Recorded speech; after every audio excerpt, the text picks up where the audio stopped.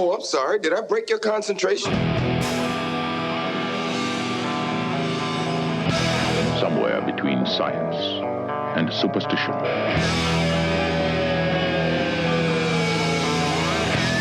We have such sights to show you.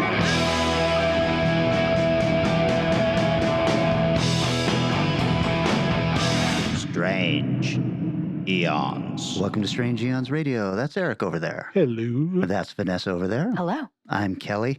You guys, I'm super excited about this episode, which is a little bit different. Yeah. But also, I'm constantly talking at the end of every episode about thanking people for liking and sharing posts and everything, and all of that stuff. I want to also illustrate the importance of recommending the podcast to other people. Yeah. There's now 4 million active podcasts. Okay.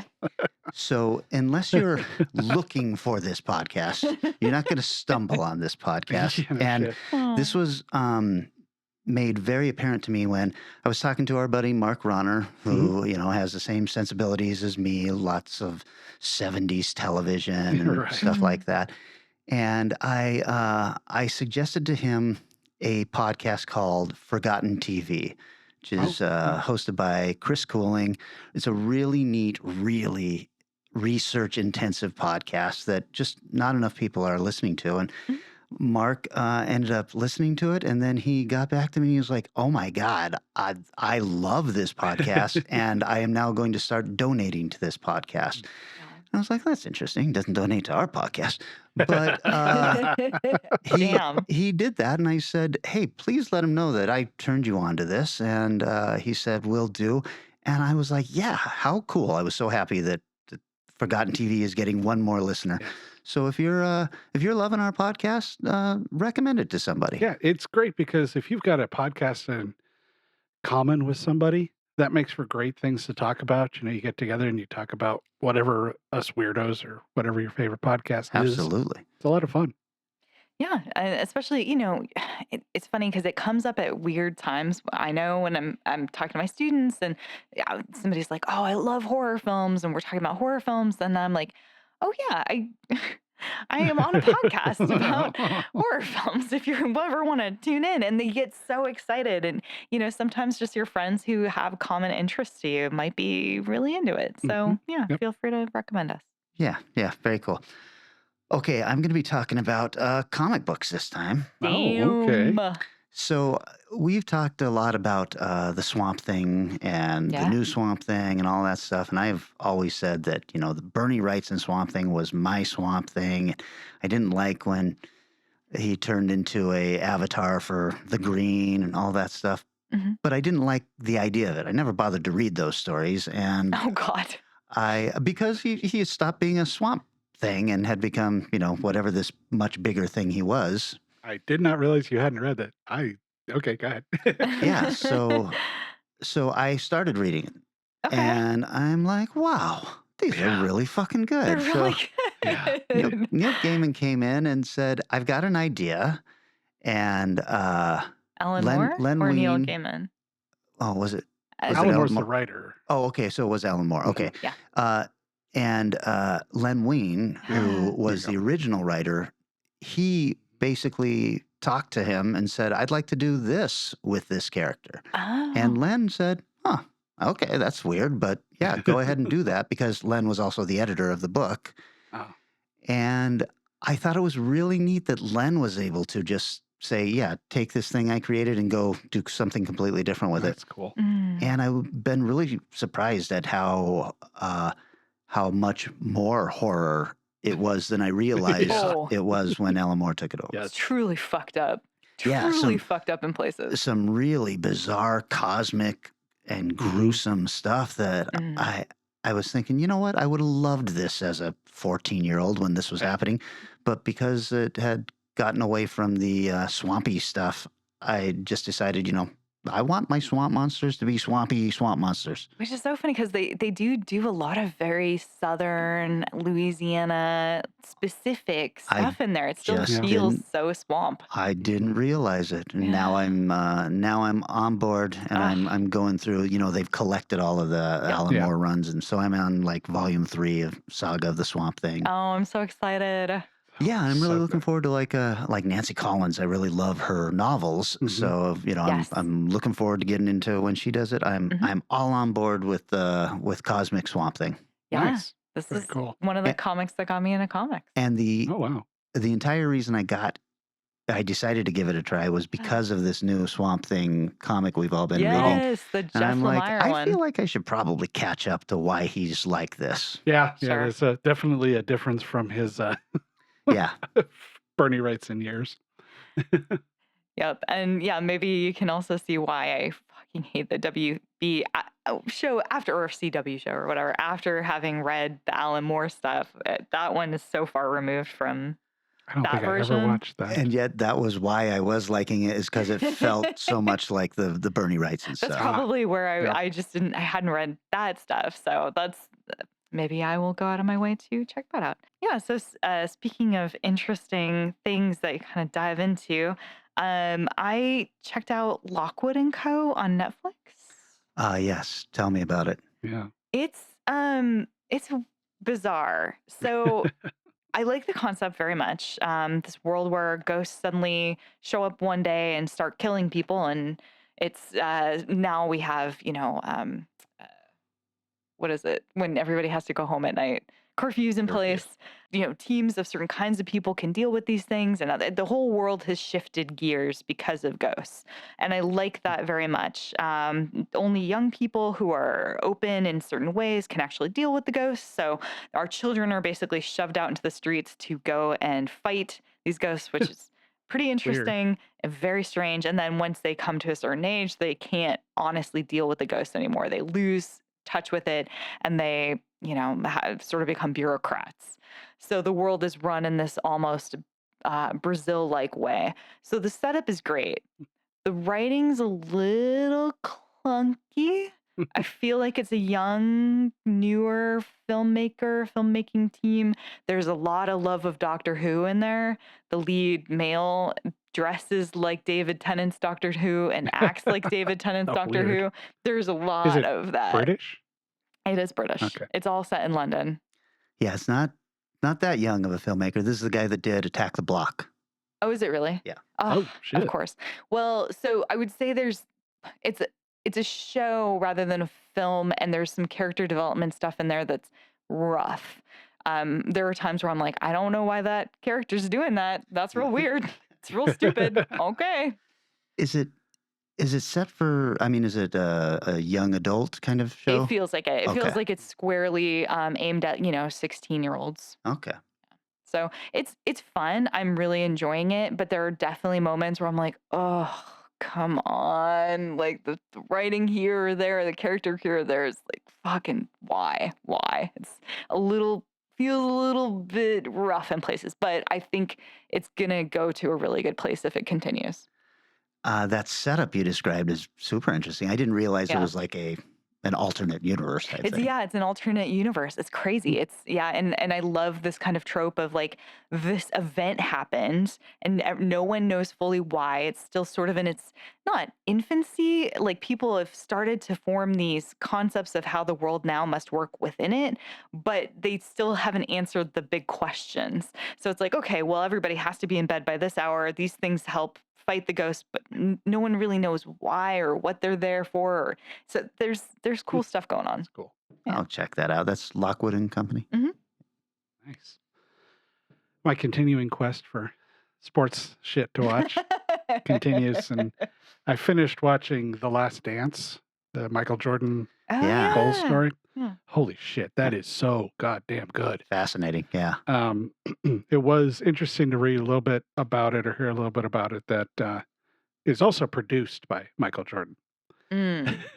Okay. And although it is not perfectly good to him, they talk a lot of shit about what an ass he was as a teammate and how intense he could be and how hard he could be to work with. But Mm. apparently Scottie Pippen took some umbrage with some of this stuff. I don't know the specifics, but overall, a phenomenal watch, an incredibly well put together documentary. They did this really cool timeline thing where the whole thing from episode 1 was leading up to his final game. And then they would show this graphic of a timeline and it would slide back to like 1990 or 1991. And they'd do that for a while. And then the graphic would slide back to current times of his last game. And it was incredibly well done.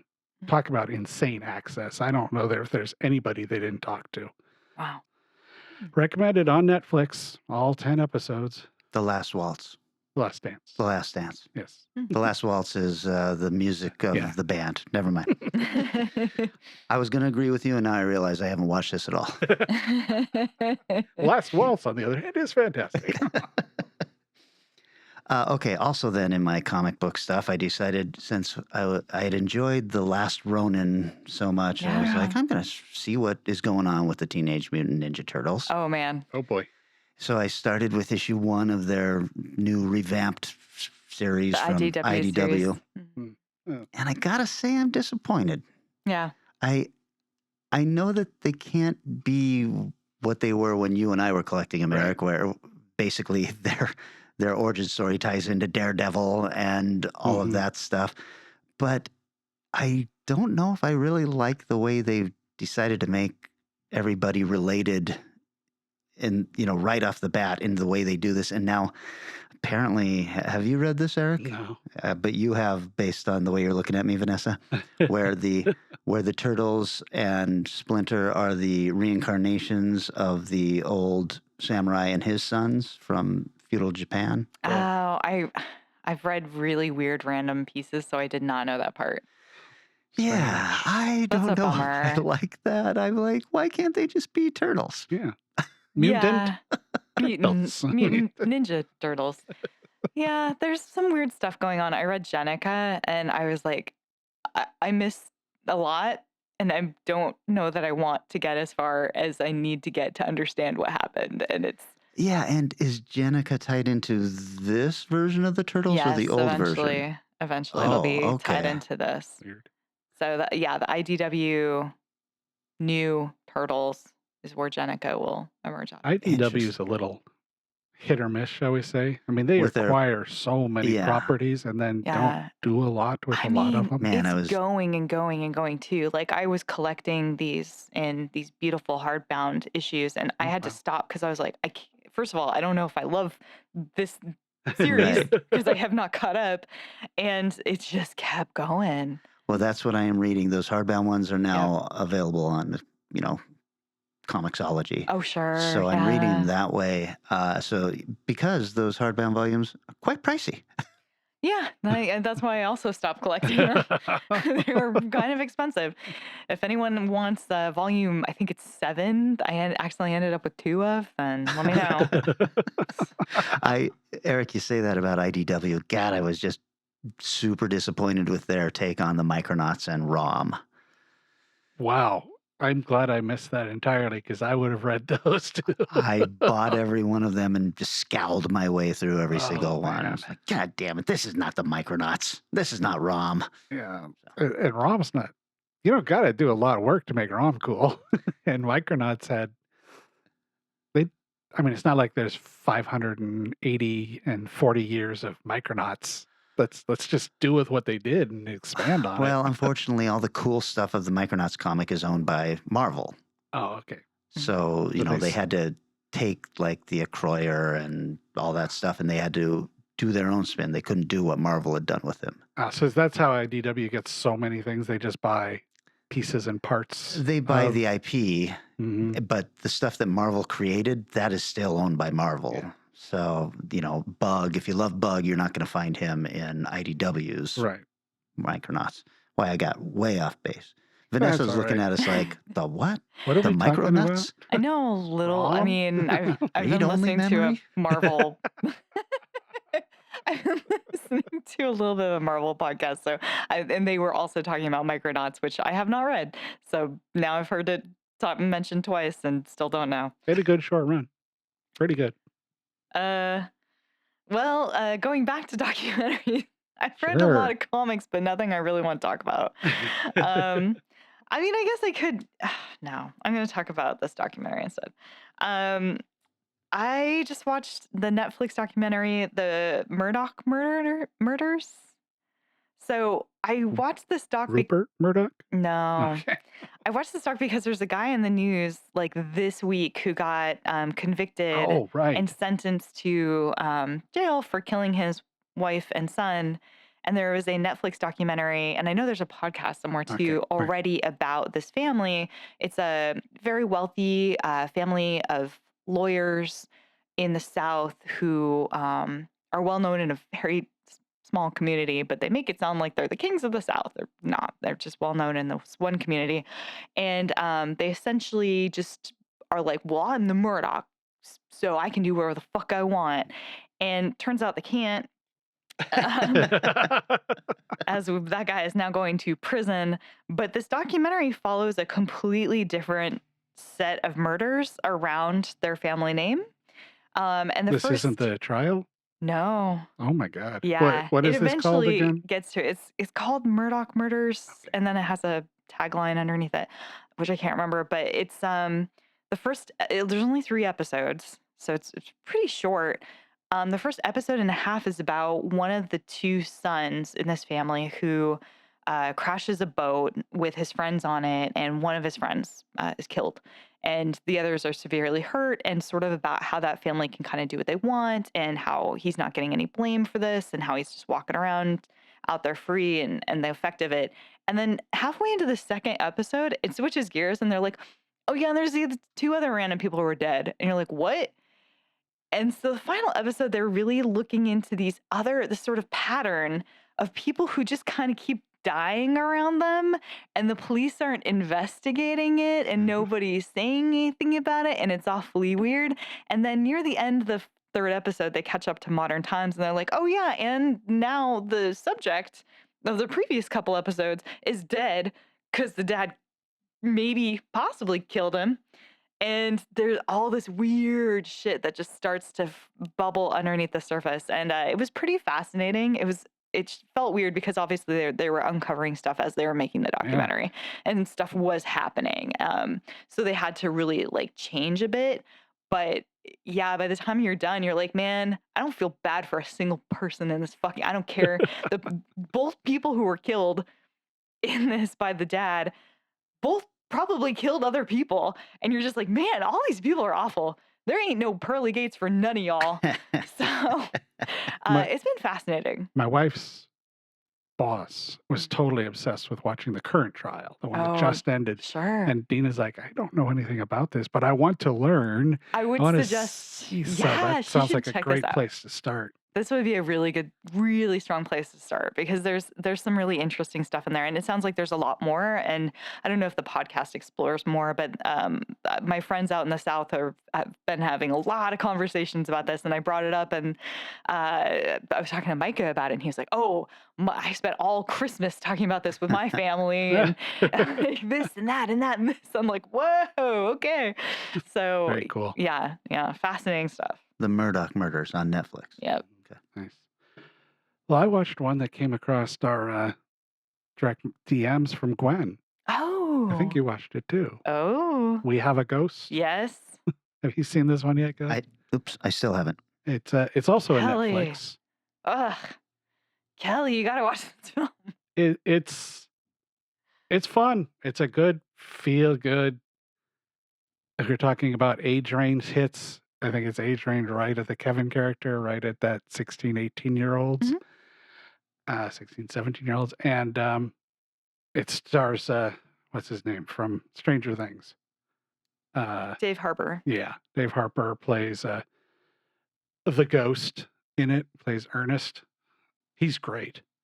I He's feel so sorry good. for the hair choice they gave him, but They really wanted to do some physical comedy, but it's funny. I don't know if they needed it as a Yeah. crutch because he has such great facial expressions. I Mhm. always thought Dave Harbour was leaning on the sort of attitude of his voice, but that actor is incredible. Yeah. He doesn't need his voice for a second in this he film. can't speak, so it's all that. And it's simple, great, straightforward stuff. This isn't breaking any new ground, but it's a fun watch. It also stars the guy who played the new Captain America and the Falcon. Anthony Mackie. Yeah, he plays the dad in it, and in kind of a weird role. But It's a weird role. He's a very unlikable character, Oh. but yeah, he does it well. he does it well. That is a weird role because he's always a very I likable know. character. Yeah. And was like, I'm surprised that he was willing to be like, yeah, I'll play this shit show. Yep. But if you're just looking for a nice break from all the bullshit and things like last episode's movie you watch, Medium, or you're done with that, just watch this because it's Definitely. just a nice, fun, happy little ET style romp. I'll give it a chance because I haven't been able to watch anything but History of the Occult lately over and over. So now that we're going to be talking about it, I can start watching other films again. Oh, good. Excellent. This is why you only talked about comics. That's right. You had nothing else up your sleeve. Speaking of which, why don't we take a break, and then when we come back, we can talk about a film that I am completely obsessed with. Cool.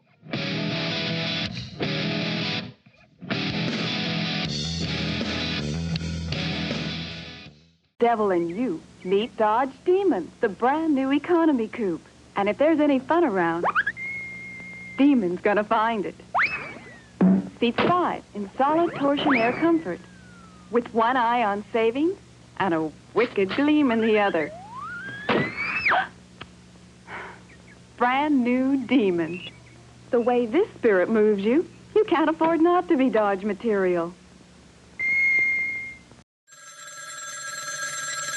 Hello? Let's see who's called the Strange Eons radio hotline. Hey guys, it's Mike the Bronzo. And this call's a little late because I just heard the Seance episode, which is really good.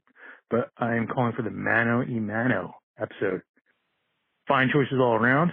I personally would have went with the final showdown in the raid between Mad Dog and the brothers. If I had to do two other ones, just that are a little different, I would say Ripley and the Power Loader versus the Alien Queen and Aliens. And if you're going with something a little further out of the box, I would say Gamera versus Iris in the third Gamera movie. And for those playing along at home, if you have something that you want to tell these guys, maybe you have a favorite fight scene or whatever, give them a call at 253-237-4266. That's 253-237-4266. Have a good one, guys. If you'd like to call the Strange Eons radio hotline, dial 253-237-4266. Nobody hangs up on me.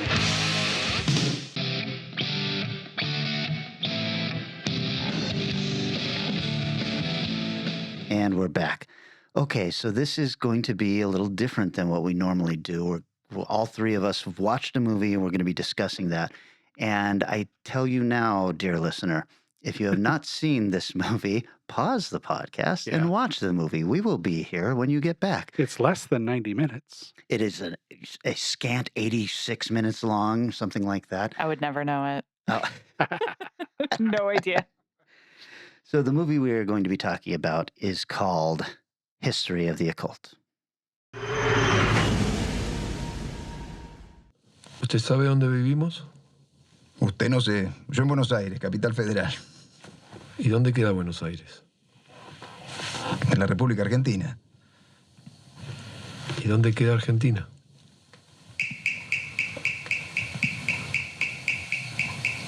En el mundo. Hace 4 años que no vivimos en Argentina, y mucho menos en Buenos Aires. Mi nombre es María, soy productora de 60 minutos antes de la medianoche. Como ya sabrán, este es nuestro último programa.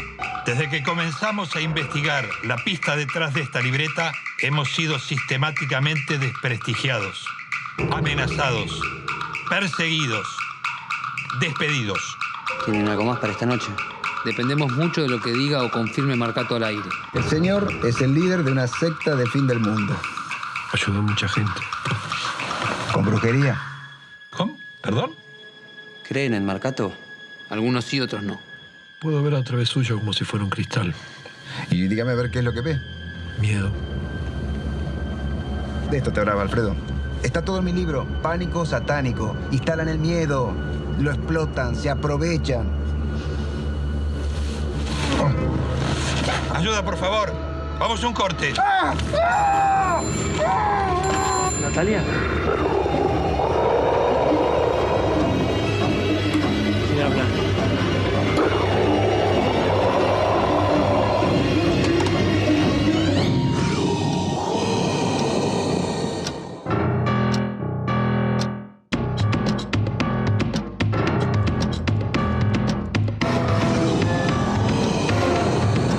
¿Cuál es la amenaza?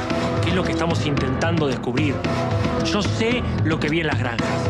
Y el tipo este del que esperamos que nos confirme algo nos dice que la empresa más importante en la historia del país es una aquelarre. Yo a una hormiga no puedo explicarle que este es un estudio de televisión, porque no me va a entender nunca. El ser humano sí comprende. El ser humano crea, imagina, aprende. Y eso es lo que yo enseño en la granja. Enseño a no ser hormigas.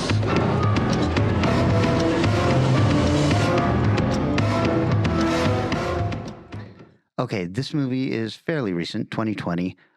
There is no budget or box office numbers available. There is no Rotten Tomatoes stuff because this movie has been so underwatched. Yeah. There are not enough reviews to get it on there. It was written and directed by Christian Ponce, who has 12 credits, including 7 episodes of The Curlian Frequency, 31 episodes of, oh boy, Polisapaneros Motorizados, which is an Argentinian comedy crime TV series. I started watching, I found the episodes of The Curlian Frequency on YouTube in various versions of quality. So like the first episode, crystal clear. Second episode, very pixelated. But it's really a neat little animated show with cosmic horror. Each episode is only about 11 minutes long. It's really neat, about a radio station in Argentina that gets these weird phone calls, and you start realizing that this town is, besieged by paranormal weird shit. Oh, cool. It stars, okay. God damn these glasses. Germán Badino, who has 46 credits, all Argentina films and TV shows. Everyone else in this has 2 or 3 credits, all Argentine films. Wow. Yeah. TV series. There's nobody in here who is famous or anything like that, except for the main guy who is Marcado. Okay. Yeah. Gotcha. So let me start you off with a couple of reviews so you guys know what you're in for. Okay. Should we put 30 minutes on it? These are IMDb user reviews, of which there are only 8. That's how underwatched this film is. Oh my God. So, Will Design 23, he says 10 out of 10, cosmic horror at its best. Lovecraft meets David Lynch in this strange tale of horror. It's not the typical horror cinema where you know the monster or monstrosity and the intentions it has for the heroes. It is cosmic horror at its best that questions the nature of reality and hints at the hand that rules this world. Blonde Boy 2634526 says 10 out of 10. Oh my God, this is pure art. Watched at Be Afraid Horror Festival, and bam, it blew my mind. One of the best movies of the year. Needed a bigger budget. They would have made a masterpiece. Must to watch if you love good cinema. And BX Civic 18. 1 out of 10. This is the worst horror movie I've seen since Mother. This is just a bad movie from start to finish. Do not waste your time on this. A horror site that I usually agree with said this was amazing, so I gave it a shot. Hands down, the worst horror movie in a very long time. If I could, I'd give it negative 10 stars. I'll never get the 90 minutes I spent on this back. So, not a patient man. Well, I'm going to say that if you watch this movie, you are probably going to fall somewhere between those reviews. Yeah. I think so, yes. Yeah. But that's how this thing goes. I think this is kind of a love it or hate it kind of movie. And I obviously loved it. I wanted to talk to you guys about it because I'd been talking to Michael DeBronzo back and forth after I suggested it to him. And he was like, well, what exactly happened at the end? And I'm like, I'm not exactly sure. I'm going to do a rewatch. And I did a rewatch and I said, okay, I think this is what happens. And he was like, that sounds good. Then he did a rewatch and we started comparing notes. And that's when he suggested that I make you guys watch it and we do an entire episode about it. Mm-hmm.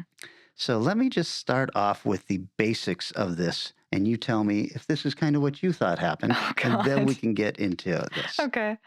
So it's 1987. Okay. It looks much earlier than that. It looks like almost the 60s or the 70s. 70s is but what it kind of feels like with the aspect ratio and stuff like that. And the big but I think brown that telephone booths. And that telephone booth that is a cool crazy. booth. I'm not even sure that's real. I couldn't find any other pictures of it, except that in an episode of the Curlian Frequency, there's an animated telephone booth that looks just like it. I think that's got to be what the telephone booths in that country look like. I thought that it had to be a prop and made to look weird to No, give us a I bet clue. it's real. Okay.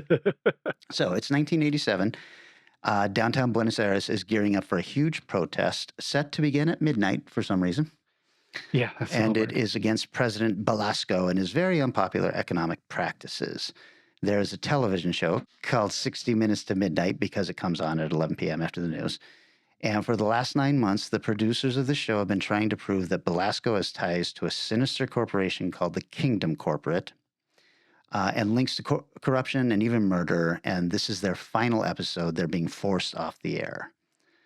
The final episode of theirs is being funded by a group called Von Merkens, which is another corporation that has been pushing back hard against Kingdom Corporate. 60 Minutes to Midnight has in their possession a journal that implicates Velasco in a bunch of crimes, and they have Adrian Marcado on, formerly of Kingdom Corporate, who has agreed to confirm all of the allegations against Velasco in return for the show's producers retrieving an object of his that he no longer has access to. Meanwhile, all the producers of the show are hiding out in a safe house, fearful for their lives once this information is revealed. Also on the show is an Argentine senator and the author of a book that pushes hard against Adrian Marcado. I love all of the little stuff we're getting here already. Adrian Marcado is the name of an infamous witch that they talk about in the movie Rosemary's Baby. Oh. From the 1800s. Interesting. Yeah. Over the course of this interview, Marcado is going to reveal that he is a warlock, that Velasco and the members of Kingdom are a coven, and that they have made a deal with a devil or devils. So does this all kind of sound like the movie you guys watched? Yeah. Yeah. I mean, I wasn't sure what the deal was because it sounded like, I don't know. I was a little lost on that part. On which part? So there was this idea that the coven, that the world is going to end possibly at midnight. Right. But it sounded like his Lord of the Coven didn't want that to happen. And they were doing something to make sure that reality stayed and didn't go away. But then Or was they were it, bad. yeah, was it ending or is it going to reset? It was going to reset, I guess. But I was a little lost on all this part. I don't blame you. This is a dense movie. Yeah. I also did not realize until the movie was almost over that they were in a safe house. I thought they were just back in a back room. Yeah. So my I was thing's like, like, why "Wow." did they produce their show from this Like, house or Right. whatever they're in as opposed to in the studio? Yes. Right. The first time I watched it, I thought that also. It wasn't until the second time that I realized, oh, they're in a safe house. It gets mentioned, but it's one of the things that gets... There's so much stuff. Yes, there's a lot of information. And you are reading and you are trying to read as fast as they are talking about incredibly difficult to understand topics very quickly. The reason why I laughed when I was like, this is an 80-minute movie is I rewound things so often that I probably took about 2.5 hours for me to get through this film. Because I was like, wait, what did he say? Wait, what was that? I'm sorry, what? Who are you? Okay, I missed like 5 minutes. I got to go back. I rented it while I was sick, watched it the first time, and realized when it ended that I had missed a lot. Watched it a second time because I had it for 48 hours. For this, I ended up just buying it.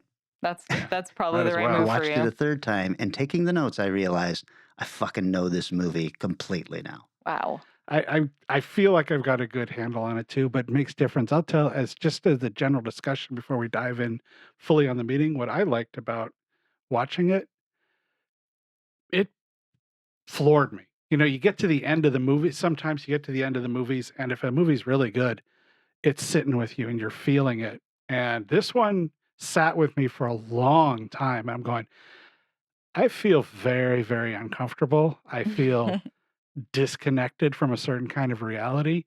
It was just like, let's see.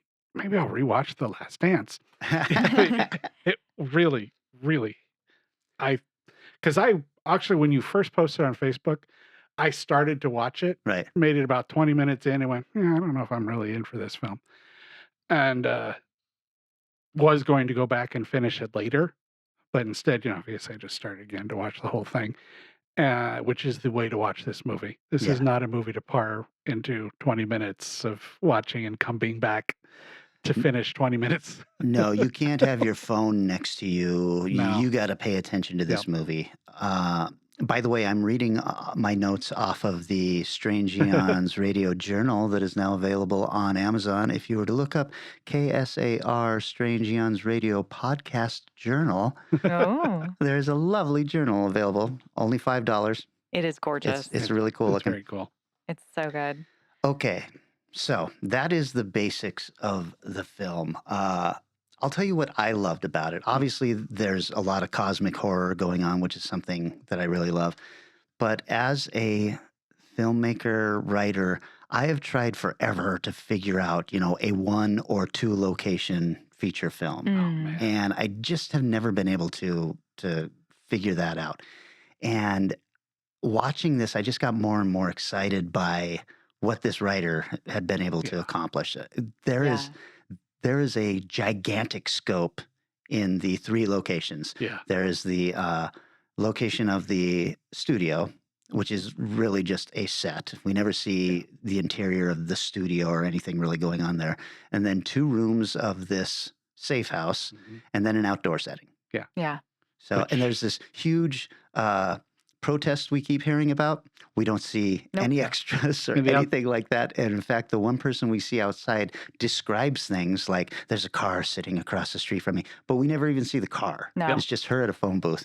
And I was like, God damn, this guy is masterful. And it feels really of that time too. They do a good job of placing you in that setting because they just needed a cool looking phone booth, some older costumes, to change the aspect ratio, to set it in black and white. Right. Yeah. And to also have a couple of old props around. And it feels great. It feels totally authentic to a previous time. Now, I don't know if I'm jumping ahead or if we want to do this later, but doesn't he talk on an iPhone at one point? Well, that's the very end. Oh, you're right. That's I totally the very end forgot thing. about That's that. the item that Mercado needs them to pick up for him, and which he finally gets. I did not understand that. Yes. I Okay. thought See? that he was getting an address, and I was like, item? What are you talking about? They give him an address because he can't get the address, but I don't know why they have the address. They get the address to the phone. He can't get to that address anymore. He has been blocked supernaturally from access to that place. You know what's interesting about that too?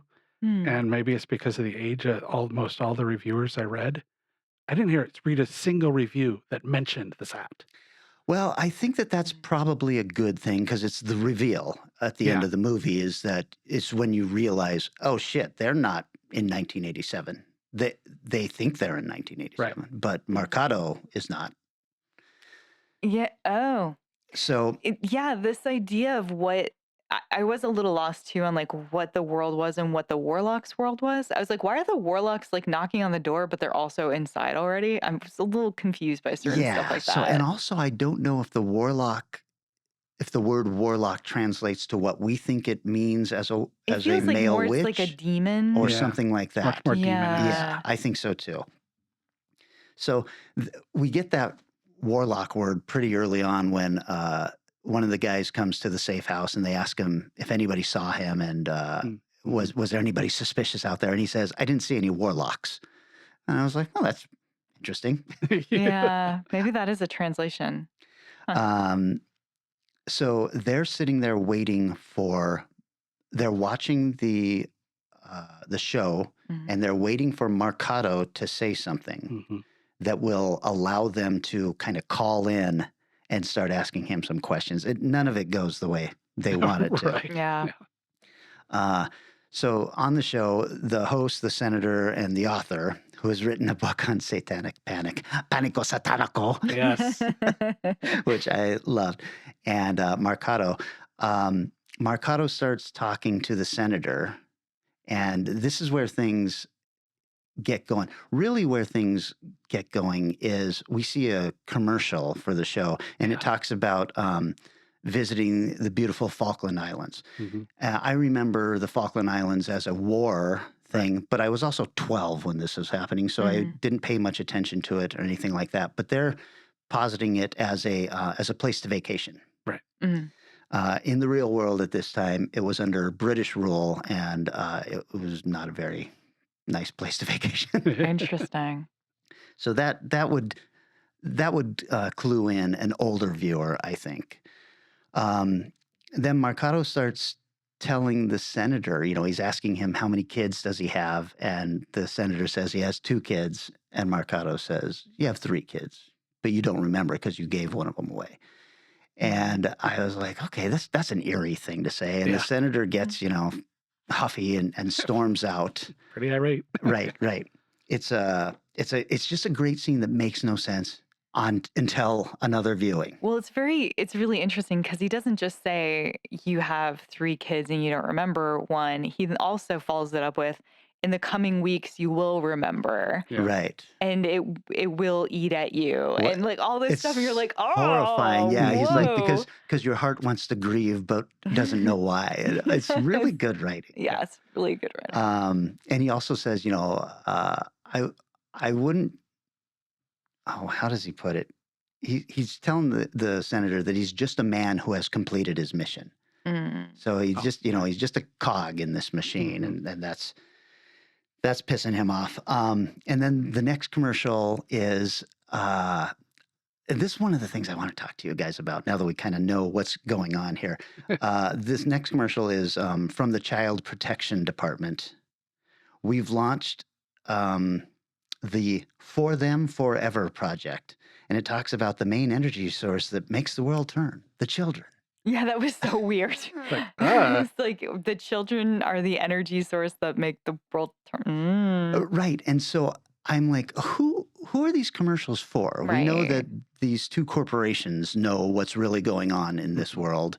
Is it just for them to kind of snicker at, or is it for the viewer on a second viewing to go, oh, geez, is that what it is?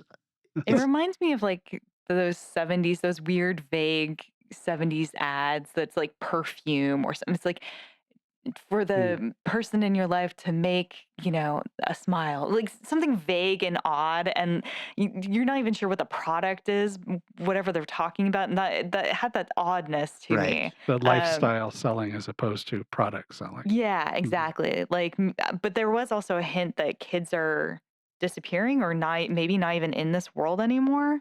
Yeah. So I was also like, is this sort of like the kids are going to this thing or this place and that's where the children are? Or this is maybe tricking people into thinking there's still kids around while actually there aren't any? I was a little confused by that. There are still kids, but the kids, when we get right down to it, the kids are being used as a sacrifice.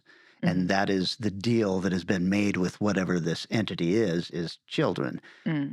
But the people who are making the sacrifices, that memory of their child is wiped. And the world's memory of that child is also wiped.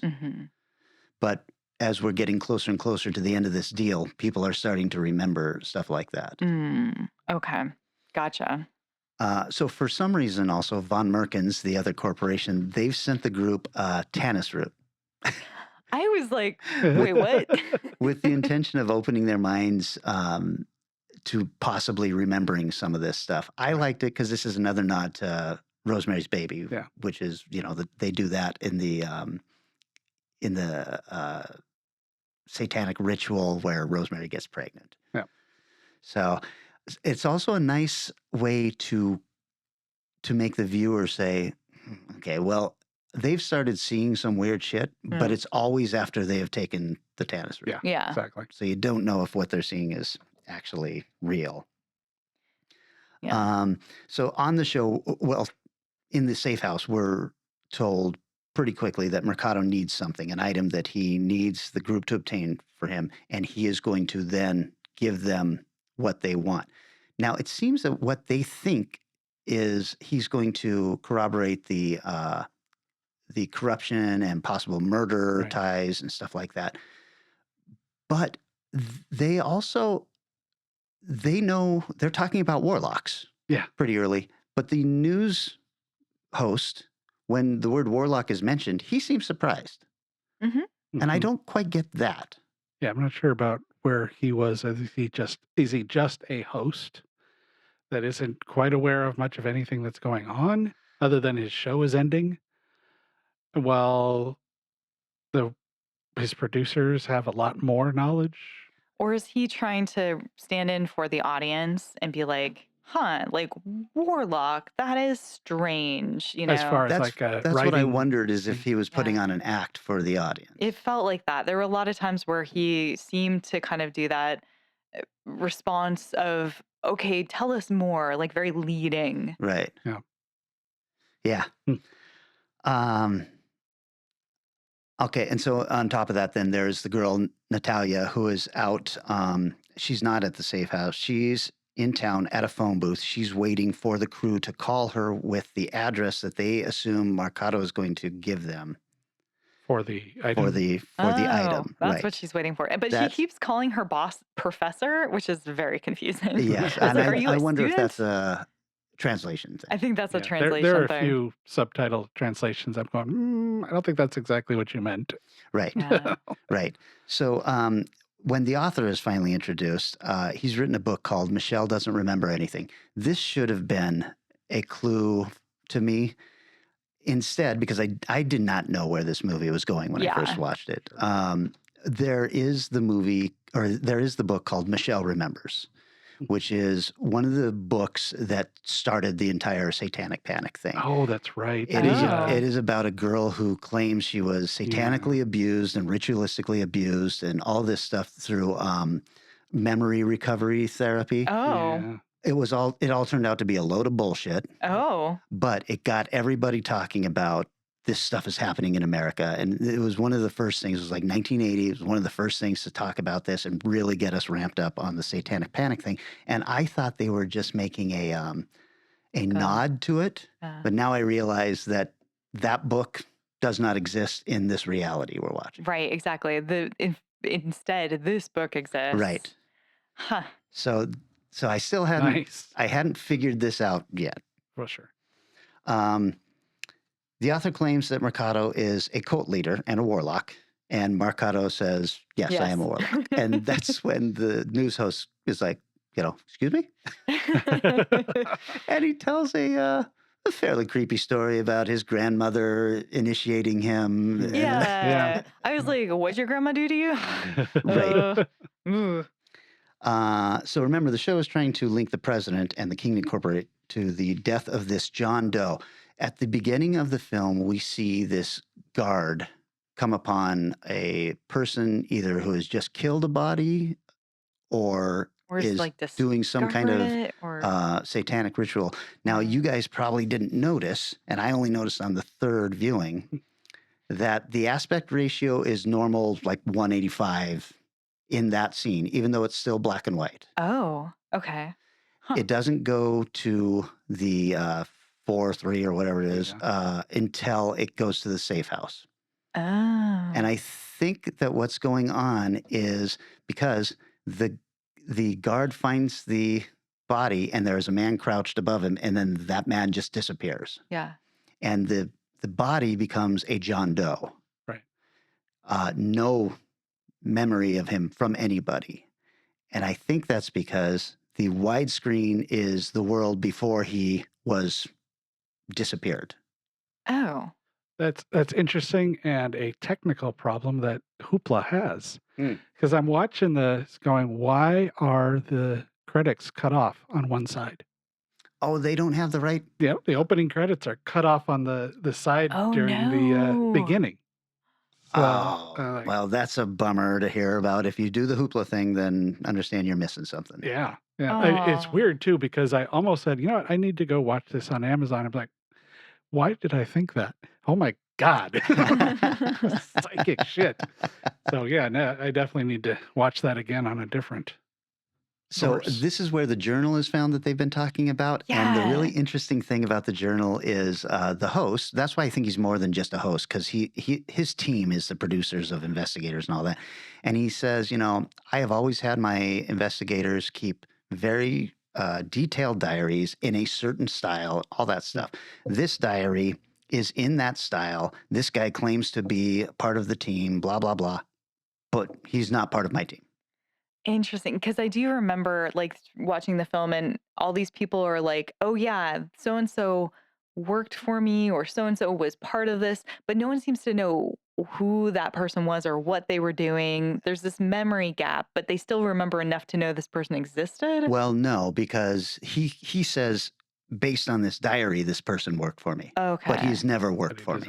Oh. So he says clearly this guy didn't work for me, but that's because the guy has been erased, Right, and of his course. memory of him has also been erased. Yeah. So, God, I love this movie so much.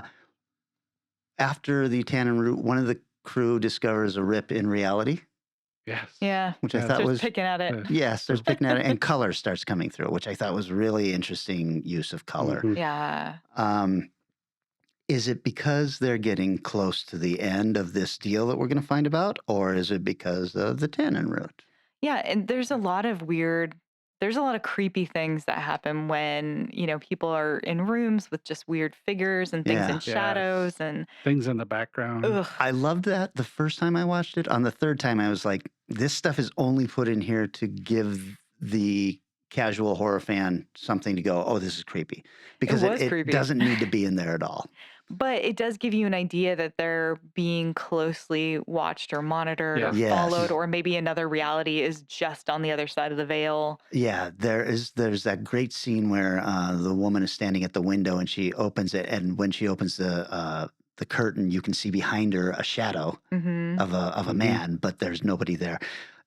I'm not saying it's not effective. I just think that somewhere the writer director was like, I got to give some creepy things building up to this. Otherwise, it's just exposition. Yeah. I think it happened before I think we passed the moment. If we're not, we can keep going. But there's a bit where Maria hears her name being called and finds the tape. Isn't that a weird, creepy It's scene? very weird. And she never tells anybody about it. What she finds is like a Walkman. Yeah. But if you look at it closely, there's no tape in it. It's saying her name, but there's nothing in there. Oh, yeah. I saw the Walkman and I was like, huh. I'm surprised she doesn't say anything to anybody like, hey, why did somebody record? It feels like a trap. It feels like you were brought in here and you were trapped. She does ask one of the guys, the guy who found the rip, she does say to him, were you calling me out in the courtyard? No, that's and right, he's like, no. She was like, don't fuck with me. And like, why would I fuck with What's interesting too is at that point, she hasn't taken any drugs and she's the last to take drugs. Right. So anything she sees that's weird or feels or hears that's weird, it's like, that's where you start to question whether or not this is a drug or if these things are real. Right. Yeah. Yeah. It's also revealed at that time on the show or not on the show, in the safe house, that one guy is asking Maria a question about the number of children people have. He's had a dream where he's heard the phrase, the future is over. Right. And he can't figure out where that's coming from, but it keeps showing up in commercials and stuff like that. And he's got it in his head that this has to do with the missing children.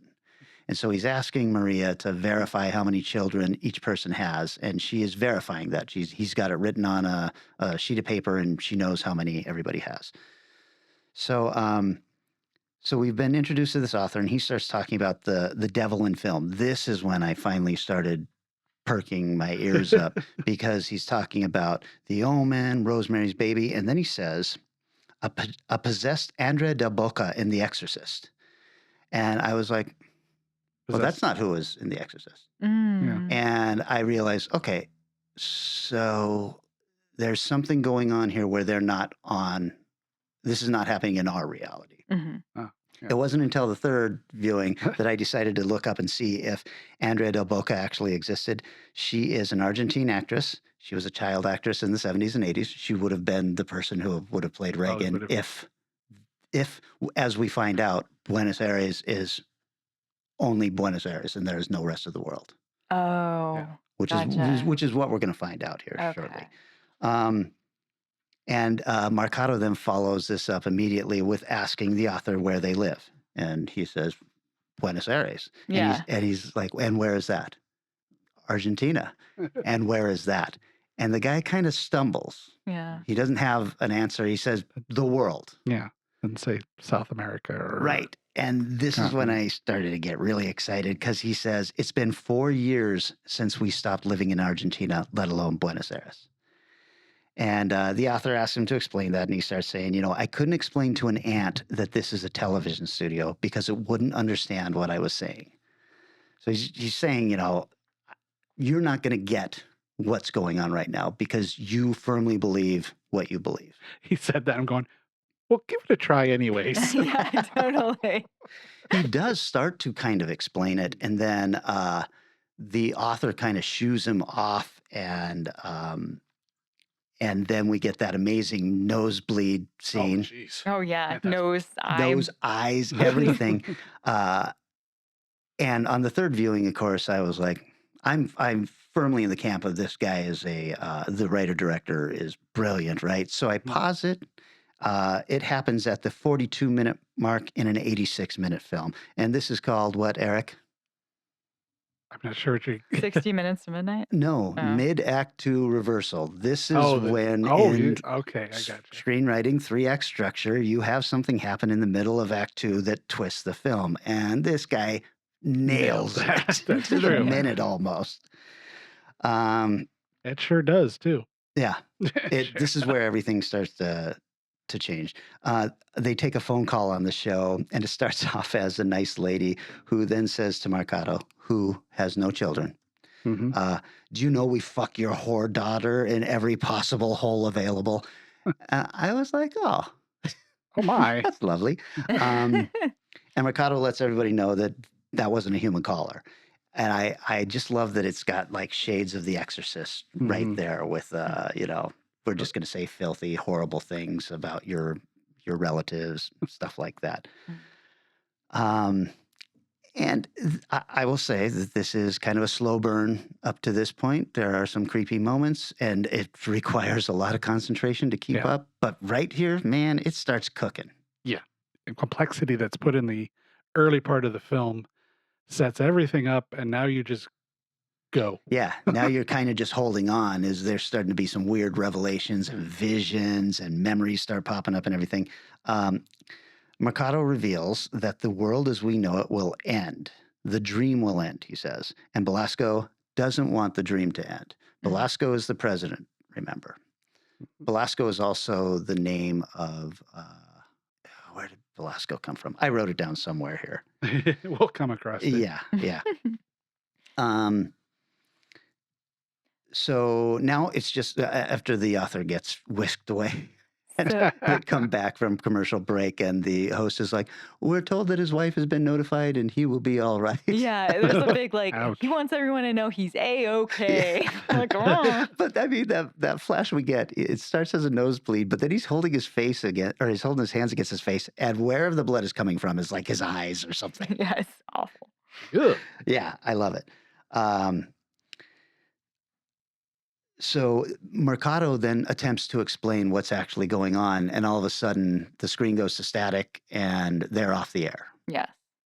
And this is when the crew decides to do their little seance type thing with the blindfolds, and Maria takes a tannin root finally, and leads to some pretty cool and crazy visions and memories. The memories then go to an aspect change, a ratio change, and that's because that's the real world. Or at least the real world of theirs before the other member of their team was erased, because that's the man she's talking to. Oh. is the Oh. guy who wrote the journal that they have no memory of. Oh, I was wondering who this guy was that they kept interacting with. I was like, who's this dude? Right. And so he's Huh. laying out all of this stuff, and it's actually the information they need they were hoping to get from Mercado. They get it through the tannin roots, which is what von Merckx was trying to make happen. Yeah. Was open their brains enough so they could remember the real world. They get the address for this object that they're supposed to pick up. Yeah, and I'm very confused by the people who have the bad dreams. Like one guy ends up a big pile of ash. Yes. Oh, yeah. So that's the cool thing in Maria's dream memory is she's talking to them and all of that stuff, and she looks around and Abel, the guy who's been kind of running the crew the whole time, he's not in this memory of hers. And she says, "Where's Abel?" And Natalia, the girl at the phone booth who's in this meeting, she goes, "Who's Abel?" And that's when we start realizing, oh shit, I don't think Abel was ever supposed to be a good person. When he takes the tannin roots, he's the one who starts seeing the demons and all that stuff, or the warlocks, I guess. And he's the one who gets the tentacle through the doorway vision. And he's the guy who somehow turned that guy to dust when Maria wakes up. Or it's actually not Maria, it's the last crew member. Maria's holding her throat like it had been slashed.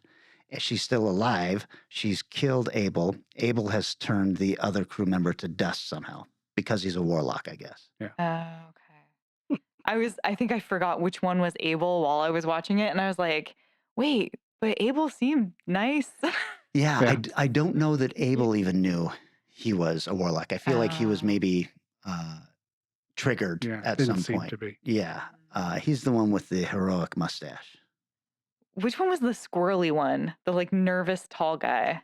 That's the one who finally comes out of the dream and sees Maria holding her throat and the guy in the dust. He was the one who starts at the beginning saying, "I didn't see any warlocks." Oh. Was he the one who went to the camp? No, that was Abel. Okay, all And right. so I think that whatever happened, Okay. Abel keeps saying or keeps not saying what he saw at the camp. Yeah. And I think that that's He when was recruited or something something. happened. Yeah. Oh, okay. All right. I'm slightly more. There's a lot going on in I this know, film, guys. it's- Want to very pull up dense. Letterboxd so you can look at the actors by their character names or something? No, right? no. Might Yeah, help. it's just because I kind of know who I'm thinking about and visually, but it's also it's a very complex film and it's really Yeah. hard to keep track of like why did that guy just die, Yeah. Yeah. The revealed memory is one of my favorite scenes because it answers so much once you realize that the man that is talking is the one that none of them can remember. And I didn't get that until the second viewing. I did not get that at all. Yeah. So now they're running out of time. Of course, this whole thing is a ticking time bomb scenario and that they've only got until midnight. They don't realize this, but there's going to be a deal made and the world, Mercado says the world will end, but yeah, what he means is the world will reset. The deal will be renewed. Yeah. So the use of the 60 minutes to midnight or before the counter on that, fantastic. Classic man. Hitchcock, My yeah. God.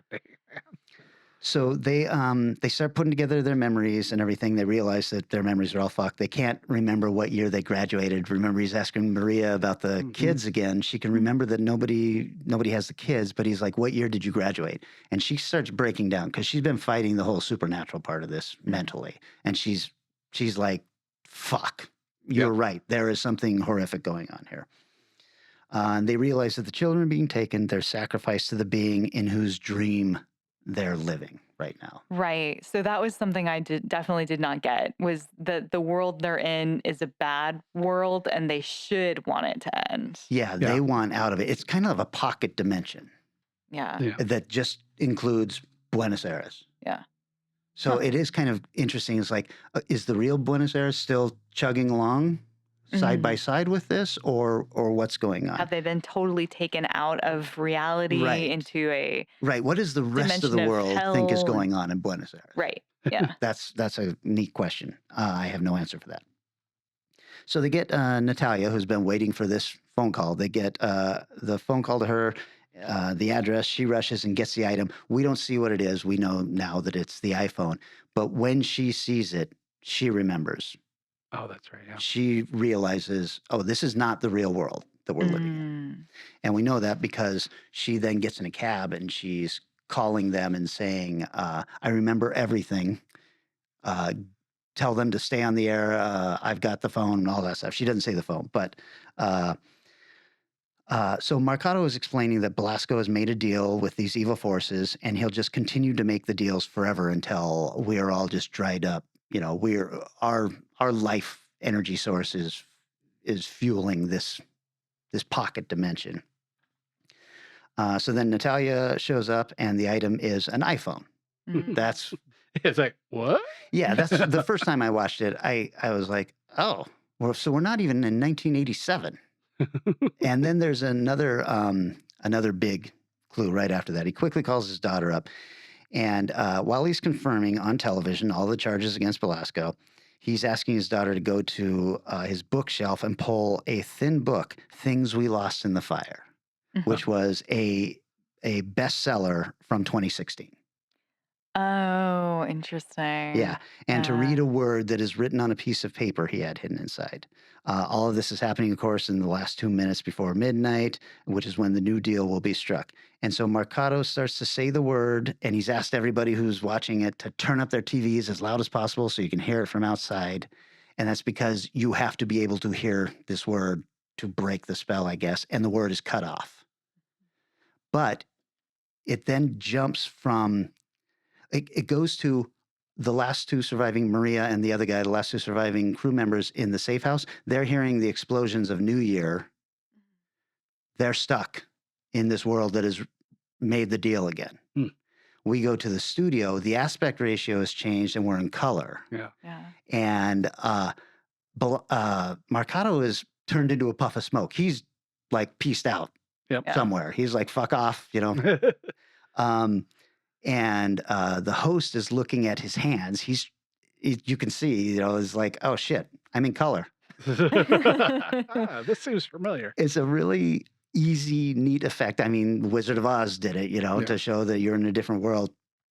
And then it's just the people within earshot who've been released because Natalia, our final scene is Natalia standing there, and she can hear car horns and all of this stuff, and she's surrounded in color, and she's standing on the edge of the street, and that's where it ends. And I was like, oh shit, finally realized everybody who did not hear him starts their new cycle of living in this fake Buenos Aires. Yep. Oh. Reset the energy for whoever heard the rest of the word, not just the first half. Right. I feel like I understood 30% of this film. I loved it so much for the writing. You guys know my view on politicians. I think they're all incredibly evil. So this just really fed into my feelings on politicians in general. And isn't there a current corrupt politician called Belasco? Am I crazy? That would be interesting. Not that I know. Because I was like, oh, is this modern? Because like I thought there was somebody. Well, currently. I think Belasco is the name of one of the characters in Rosemary's Baby again. I think he might be the neighbor or something like that. And Belasco is generally used as an evil name because that's the demon that Ileana from the X-Men. That's his. Oh, that's right. Yeah, he was Belasco. So that must be in some biblical thing where that name is mentioned. Okay. I loved this movie. Oh, I thought it was fantastic too. I want, for a movie to feel good, I want to feel something from it. I don't care what that something is. It can be whatever that movie's supposed to be about. You know, after watching Schindler's List, you should probably feel like shit. Sure. After watching Amelie, you should feel happy. After watching this, I think you should feel a little confused and a little curious, scared, weird. Vanessa, your thoughts on the film now that it's been explained, but also like when I get the feeling you didn't love this movie. I didn't hate it though. I think it was a lot to keep up with, and I knew there were some translation issues, and I wasn't always sure if something was being kept from me on purpose or through a lack of proper translation. And so my mind, I think what's really impressive to me is that because I didn't understand certain things and my mind was just kind of warping to like make sense of everything and struggling to do that, I feel like I became like a character in there. Oh, that's I was interesting. not noticing the iPhone. I was not noticing that I was stuck in the world again. Like these are things that I think if you're catching on to the details and you're in it and you're in the know, uh, you're like the characters we're watching. But if you're not, then you're placed firmly within that world. I don't know. It was really interesting. I feel a little bit like I would want to watch it again. I really don't feel like I have a good enough. I don't want to judge it. I think it's a very, very well done film. But finishing watching it, I wasn't like, that was an incredible movie. And I totally understand why Kelly is making us watch this film because I did not. See, was like this I is a weird film with a weird title. like I said, I started to watch it and I realized, really? Really, Kelly? You sure? And then going back and watching all the way through, I go, oh, okay, I get it now.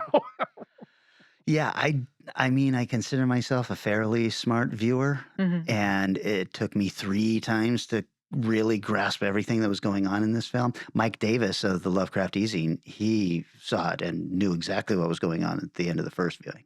I think, But he's much, much smarter than me. well, it also depends on your background. I think part of the reason it seeped into me and I reached a lot of what you're talking about. Not everything. You mentioned some things on, oh, okay, yeah. But the overarching thing was there was a period in the 80s where my mom was deeply involved in the New Age movement and the New Age thinking and the forgot the name of it, the channelers who would stand up and speak like right. Ramana or whatever the names were. And very much in that. And there's a lot of that in this movie. Oh, yeah. There's tons of that shit. So it was the kind of stuff's like, oh, okay, I remember reading about this kind of idea, that we as energy beings, we have certain kinds of existence and we think we exist this way, but we actually exist this. So a lot of that was ingrained in me as a kid. So I caught a lot of that aspect of it, but the mystery, the way they put the pieces together and stuff. I'm like, okay, what have I missed? I know I've missed some stuff. Yeah. And you cleared up a lot of it with that. And I definitely want to watch it again. And good God Almighty, please let at least Shout Factory or somebody of their ilk get a hold of this and do some packed Blu-ray release, because this would be fun Somebody to hear. interview somebody. I would love to hear an audio commentary or hear. Well, that's the problem. writer. There's interviews with this director that I was really excited. They're all in Spanish. Yes. And I was just like, oh, shit. Because I'm sure he was explaining shit that I would like to know. When you were talking about the IMDb reviews, I was like, well, let's see what Letterboxd is. Everyone I found and pulled up was Spanish. I'm going, well, okay, I'll just pass on that for now. You need to just submit that interview to like rev.com and for $5 get the translation. Just stick that. I'll make you an SRT and stick it right on there for you to read. Well, so you saw that, there's not enough reviews to even give it a Rotten Tomato rating. Yeah. The IMDb user reviews, there's 8 of them. We did see that it was the highest rated horror film of 2021 on Letterboxd. Yeah. So that tells me, I hope, that somebody's paying attention. It'd be nice to give this guy a budget. And, I'd be totally fine with an American remake of this by the same director and writer, who Yeah, there's a fair amount of reviews for it on Letterboxd. Wow. Yeah, that is a lot. Wow, that's a lot. But it's a 3.8, which on Letterboxd is pretty high. Okay.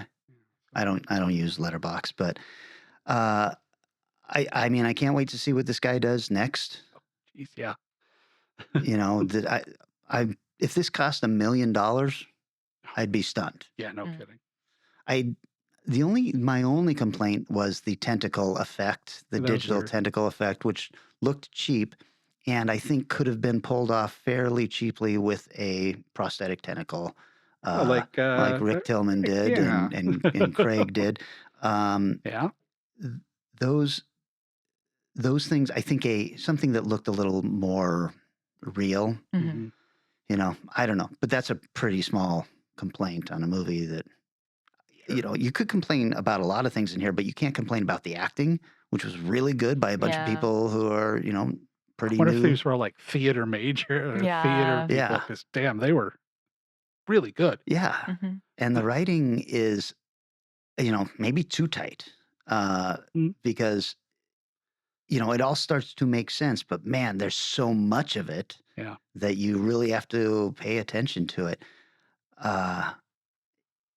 I mean, I've made it my mission to get this in front of as many eyes as possible. I think this is a really neat, you know, first feature film from somebody who has a lot to offer us. Yeah. Too bad. I mean, you know, Screenbox is coming up. It would have been nice if Shudder or somebody a little higher in the arcade gained it. But I did read something. I think HBO has picked it up. That would be great. Yeah, I can't say enough about this. I wish that I could write like this. Yeah, for anybody who says that like horror films are stupid or, you know, easy, I'd say this is an incredibly smartly written, well thought through, intelligent film. That takes a lot of. I mean, what's his name? He thought it was the worst horror film since Mother, but somebody 22358. You know, look, it does take work, and there are a lot of people who do not want to have their films give them work, and that doesn't mean horror. That means anything. If this starts to spread out, I can guarantee you the Joe Bob page will hate this film.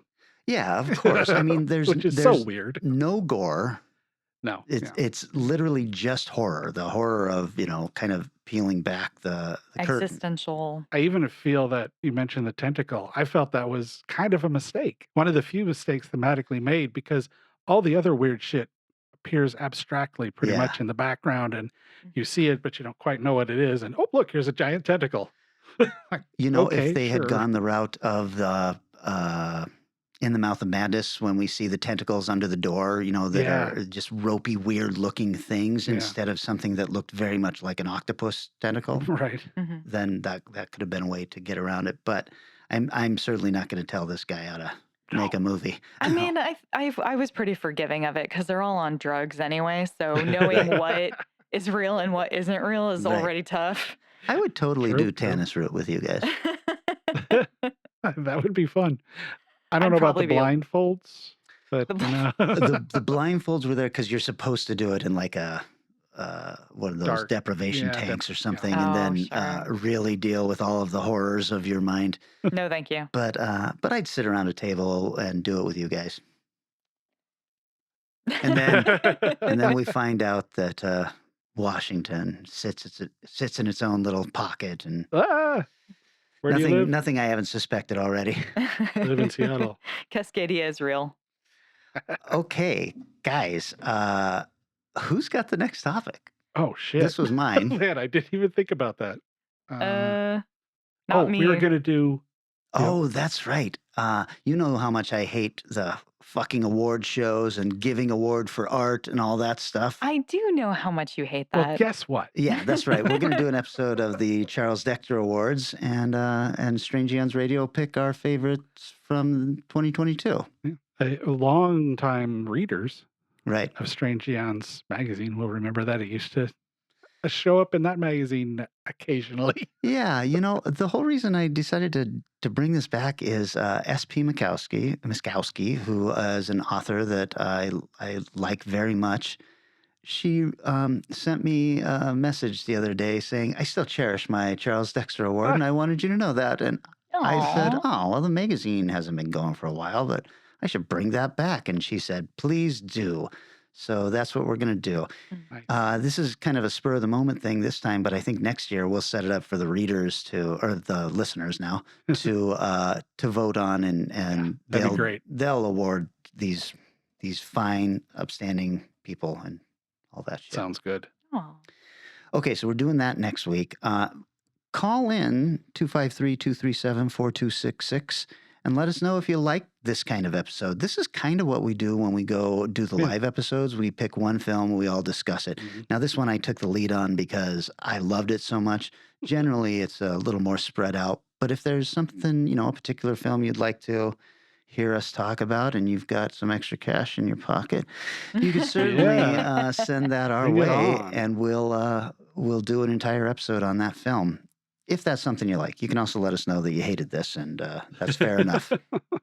Bring back the egg timer. It's what the people say.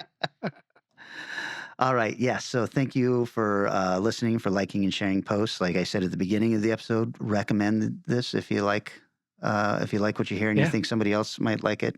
And if you watch it and get a totally different take on it or something, we'd love to hear a voicemail or a social media post about what you got out of this film, because it sure has potential to be interpreted weird ways. Oh, absolutely. Yeah. Yeah. Okay. So thanks, guys. Thanks to you guys for driving all the way up here as usual. Thanks to the listeners for listening. And we'll be back in 7 short days. We are talking Charles Dexter Awards. Transportation and other considerations for Strange Eons Radio, produced by Pan Am Airlines. When you think of traveling, think of Pan Am. You can't beat the experience. Guests of Strange Eons Radio stay at Econo Lodge Everett. It's an easy stop on the road, if you know what we mean. Strange Eons Radio is recorded live in front of a studio audience. If you enjoyed this episode, please consider leaving us a positive review on your favorite podcast app. Sit, Ubu, sit. I haven't been able to watch anything but History of the Occult lately, over and over.